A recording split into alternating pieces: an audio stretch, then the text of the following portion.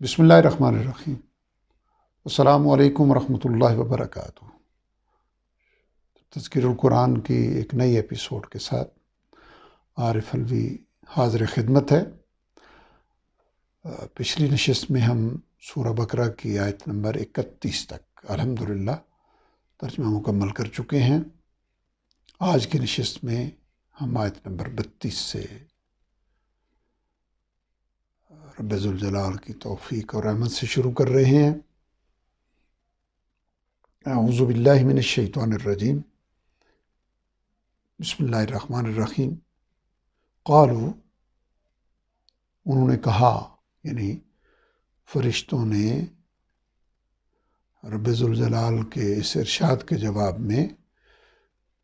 کہ انبیونی باسماء ہؤلاء، مجھے ان کے نام بتاؤ اگر تم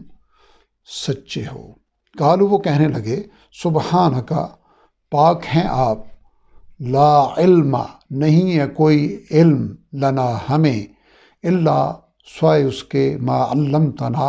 جو آپ نے ہمیں سکھایا، انک انت، بے شک آپ ہی،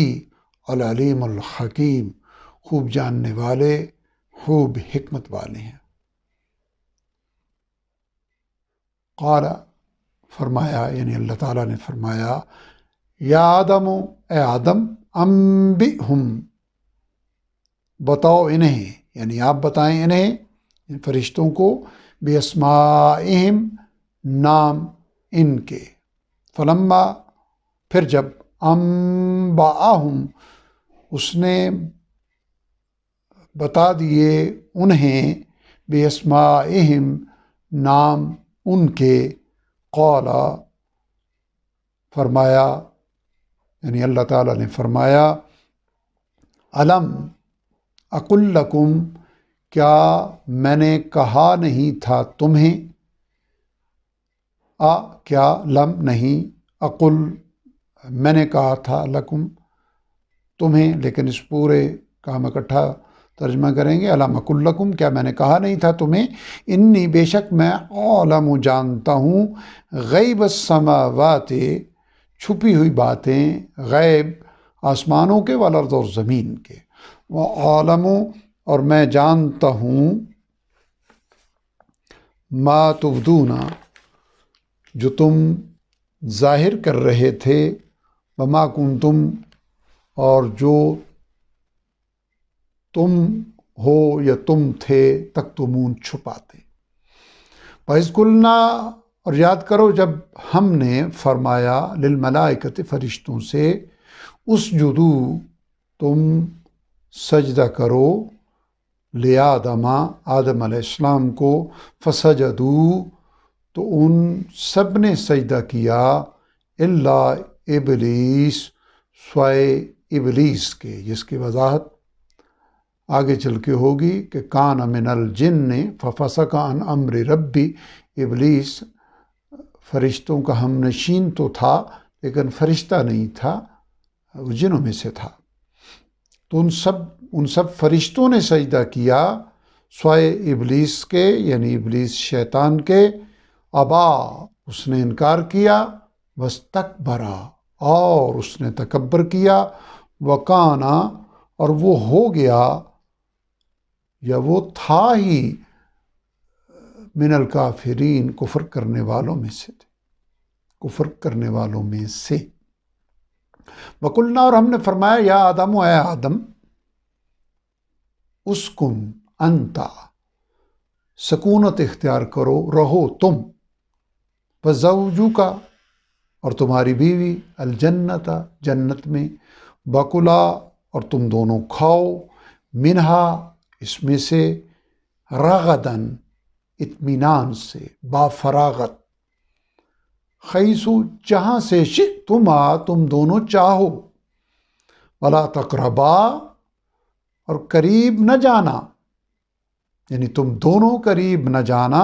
حاضر شجرتا، اس درخت کے، فتکونا، تو تم ہو جاؤ گے،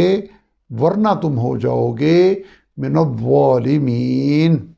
ظلم کرنے والوں میں سے، یعنی اپنے اوپر ظلم کرنے والوں میں سے۔ آیت نمبر 35 تک الحمدللہ۔ اس لیے کہ ایک مقدار الفاظ کی ہم اتنی رکھ رہے ہیں نئے الفاظ کی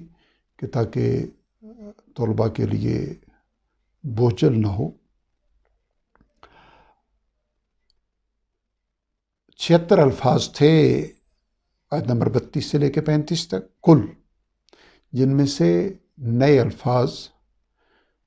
کی تعداد 32 تھی، یعنی 44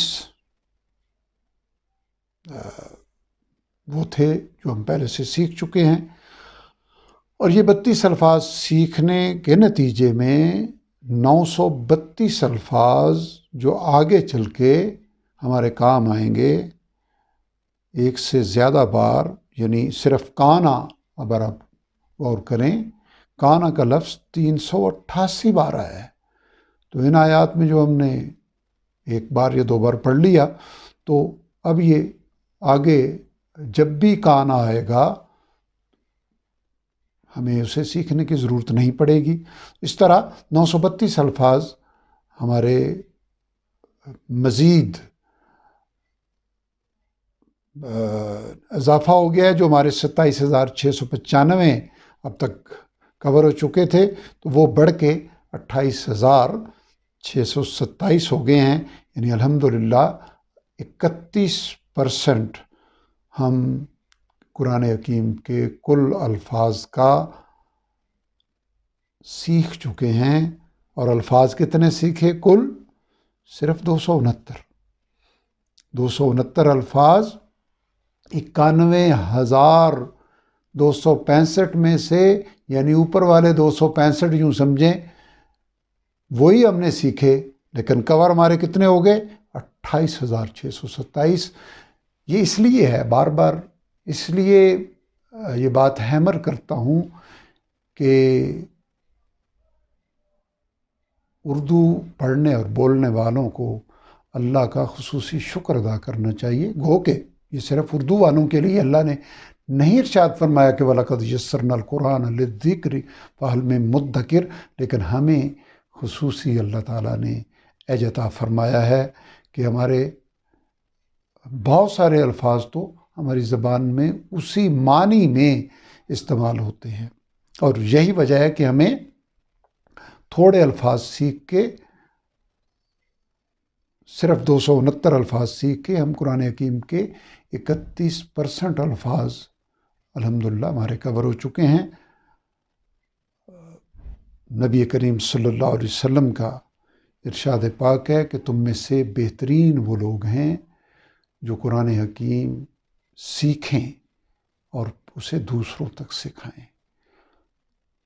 جو بھی اس سفر پہ اللہ کی توفیق سے نکلے وہ یہ عہد کرے کہ یہ دولت اپنی قوم کے، اپنے گرد و نواح کے دوسرے اہل ایمان تک پہنچائے، تاکہ، اور اس میں سب سے زیادہ ہیمر کرنے والی بات یہ ہے کہ جو بدقسمتی سے ہمارے ہاں طویل عرصے سے قرآن حکیم کی تلاوت کی روایت کمزور ہوتی جا رہی ہے۔ ہماری یہ ترجمہ سیکھنے کی کوشش صحیح یہ اس درجے میں پھیلے کہ دوبارہ قرآن حکیم کی تلاوت کے غلغلے ہمارے معاشرے میں ہو جائیں، جس کے نتیجے میں جب تلاوت ہم کریں تو ہمارے دلوں پہ اللہ کے کلام کی تجلیات کا نزول ہو، ہماری آنکھوں سے آنسو نکلیں، ہمارے رونگٹے کھڑے ہوں، ہمارا ایمان بڑھے، اور نتیجتاً ایک ایک لفظ کی تلاوت پہ ہمارے نامہ اعمال میں نیکیوں کے اضافے کا سامان رب ذوالجلال کی رحمت سے ہوتا رہے۔ رب ذوالجلال سے التجا ہے کہ نبی کریم صلی اللہ علیہ وسلم کی ارشاد کردہ تمام بشارتوں کا جو قرآن حکیم اور علم دین سیکھنے کے لیے آپ صلی اللہ علیہ وسلم نے ارشاد فرمائی، ہمیں ان کا مستحق بنا دیں، اور ہمیں اپنی زندگیوں میں قرآن حکیم کو اس کا لازمی جزو بنانے، تلاوت کی صورت میں اور عمل کی صورت میں توفیق عطا فرمائیں۔ وآخر دعوانا الحمد للہ رب العالمین۔